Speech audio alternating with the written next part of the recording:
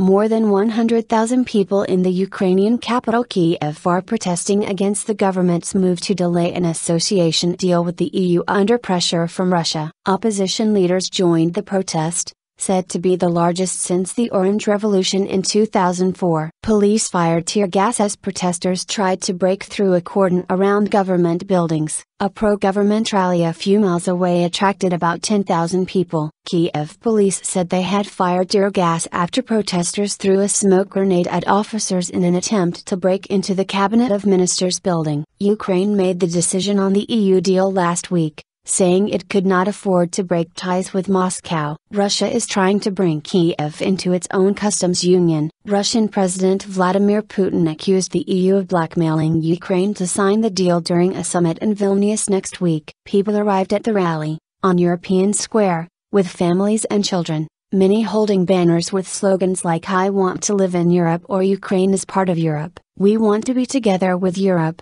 Volodymyr Naik, a 62-year-old retired chemist, told the Associated Press news agency. "We want our children to have a future and not to be pressured by Russia." Several rallies in Kiev and other cities have been held over the last few days, but Sunday's has been the largest so far. World heavyweight boxing champion Vitaly Klitschko, who leads the UDAR movement and attended Friday's rally, was not present. Ukrainian news agency Union said he had been flying back from the US after celebrating his daughter's birthday, but his plane was not allowed to land in Kiev because of weather conditions. Gas disputes. On Friday, Ukrainian Prime Minister Mykola Azarov said the decision not to sign the deal was motivated solely by economics and was tactical. He said it did not alter Ukraine's overall development strategy. The Ukrainian government says it is now looking into setting up a joint commission to promote ties between Ukraine, Russia and the EU. Ukraine depends on imports of Russian gas,